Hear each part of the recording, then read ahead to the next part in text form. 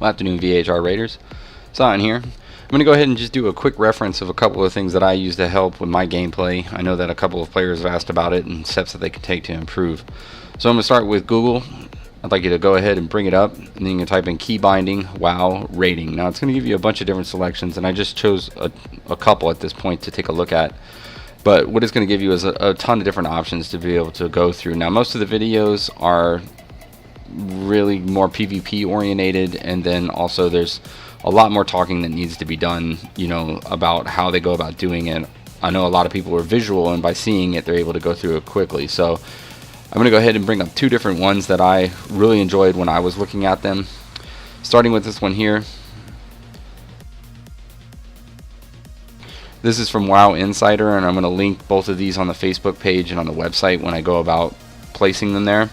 But it's How to Stop Clicking by Olivia Grace, and it was published about a year ago, around March 31st. It's got a ton of different aspects in it, so it's going to kind of go over, you know, the difference between clicking, how to stop click, standard keyboard setup. This is pretty much what it looks like, what you're doing now with the way that Blizzard has it set up before you can start incorporating key bindings consistently, or the basic key binding system that they like to use. It has step-by-step to show you on where you need to go and how you're able to sit there and start making adjustments into the key binding system that they have. A couple of pieces of opinion, of course. This is the initial click stopping setup, and I'll be honest, this is pretty much like what I used at first, and then I expanded on it. I like its simplicity of being able to start with the first couple of keys at, you know, the hash mark across to 5. It keeps the movement familiar to what you're more than likely used to doing, and then it allows you to add, for example, a couple of key bindings around where your hand is going to be.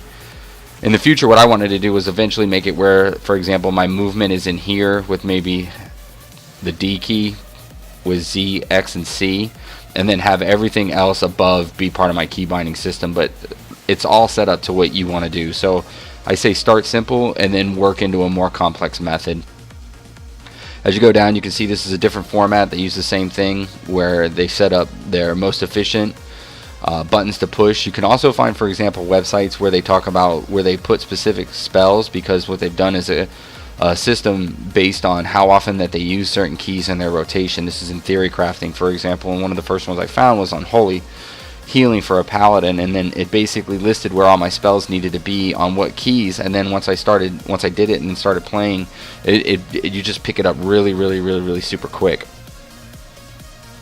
So then you come down here, here's also modifiers and macros. That can help with that too, and if you want to go ahead and Google on that aspect there, that'll be to your benefit also. This is the setup currently that the player is using as far as what they like to prefer. I like how it's all in one big grouping, so it really keeps the hand all in one spot. Makes movement very simple for what you're trying to apply with, in conjunction with also your mouse. Now I'm going to move on to the next page. The next page is a random blog that I found out of, like I said, the thousands of different viewpoints that were available when I did the Google search. And it does the same thing. Talks in conjunction on how to do it. It has additional options, also how to use Bartender 4 to help you with it. There's other add-ons out there that'll be able to actually directly keybind for you, for example dominoes. So it's up to your preference what you want to use and how you want to use it, but all of them will get you the end results that you want, going from just using the standard Blizzard interface to using the add-ons, etc. Now a little bit further down, it's going to continue with what buttons to use, why to use them. Here it has a display on how to do it with Bartender, a general how-to involving playing and using, for example, the standard layout, extra info on how to use modifiers, extra mouse function. And then what we have down here is, this is a Razer keyboard. It's called the Lycos. Now there's several different keyboards that you could look at if you wanted to upgrade, for example. A gaming keyboard does make a difference between like a standard $20, $10 one. I recently bought one for my son's computer so he can do online schoolwork, for example, through an interface program that's ran through a web browser. And I paid $3 for the keyboard, so, and the mouse too. Now these are more expensive in their models. What you have is a Razer Naga down here, which is really awesome. And a couple of people I've spoken to recently has been using this. This is the N52TE Nostromo. It's used for your left hand, and basically it's going to become your keybind system. So you play with your left hand as far as for your movements and your button presets, and then you'd have your mouse on the other with its presets. So what you could do is play without a keyboard, for example, in a sense of as far as rating and whatnot too. Now another element that I wanted to add into this video that you can help with assessment is to go to Warcraft logs. This is where we load up all of our data. There's this one here, and then there's another called World of Logs, which is right here. Both of them are effective tools for you to be able to sit there and measure up what you're doing versus what another player is doing. So you get an idea. Once you're signed, you log in, and then you can select on the Fenris run. It doesn't do combined. It keeps each one separate, so I just load everyone to Fenris. And then you can bring up all the loadable raids that were functionally working. We had a little bit of a hiccup last week where there were some issues with loading them up, but I've got that all figured out now. You can click on, for example, our most recent raid, or the one that you participated in. Scroll down, and then what you can look at is a number of different aspects. You can look at just one fight. You can look at multiple fights. You can look at multiple trash fights. You can look at just the wipes if you want to. So there's a lot of different options as far as what data that you want to look at. But the one that I really want people to rotate to consistently is the problems key. So we're on a boss fight, and say for example you died at some point during it, or we're having some issues with what we're doing, right? So what you do is you come up here and you select what boss you want to do. So we'll do Ori, because a lot of people are really familiar with Ori, but at the same point there was some issues that we had to work through. And you can come down here and it'll say had issues, and then what it'll do is it'll show you specifically where the issues were occurring. So for example, this is our kill, and everything is really clean. Very minimal issues, to be honest, compared to the time before. Now with avoidable damage, naturally it's avoidable, but sometimes it's not, especially with our strategy as far as for Wretched Blackrock, for example, and other things, interrupts on Blackrock Barrage and whatnot. So there's a bunch of different ways that you can go about doing it, but our numbers are looking way better, and we just need to continue to improve on it. Then you look at the roll path. They have a great map involving the roll path and how to sit there and avoid it, and how each left and right turn is going to play itself out. You come down, we passed on the acid torrent, so we did that really well. And then you have your ore crates, and as far as like who did the most damage to them, and that's really important. So naturally being able to do a higher amount of damage to it versus not is really essential to being able to be successful. Here's the earth-shaking collisions. This is death by the collision. So what it does is it gives you comprehensive data.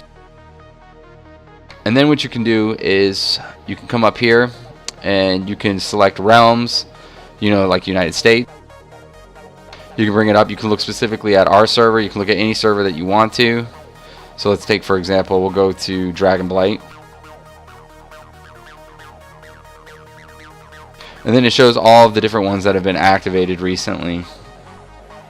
You can also check out characters. These are all the different characters. And here's the rankings. And then you can also adjust other factors too. So for example, if you wanted to look at specifically a specific fight, a specific person, etc., you can do that. You can go to bosses. You can select Gruul. You can select heroic or normal. We'll do normal first. And then you can look at like top damage on Gruul right now in US, all classes, all item levels. We'll take an item level relative to what ours is. And got Gore here. Look at that. Gore on Gruul is the #2 ranked player on our server for being able to do damage on him as far as total output, falling behind other guilds that are along these lines here. And what you can do also is you can expand on that. So like you want to see your class, so you click on, say for example, this hunter, you want to see what they're doing. This is a 672 hunter, so technically it's not it's like they're right at the top of the range as far as what we're looking for, but this is the total damage that they did on Gruul for the entire fight. And you can even replay it. So to load up the data, it'll show everybody present that was in the raid. I'm gonna bring it back a little. You come down and you hit play, and what you'll see is the entire group do it. And you can do this for our data that's been entered and any data involving anybody that's participating. So I hope these ended up helping you out. take a look at them, work through them, be consistent with them, and I guarantee you it'll put you in a position for success very quickly. Again, thank you for listening to the video and watching through, and hope that it helps. Talk to you later.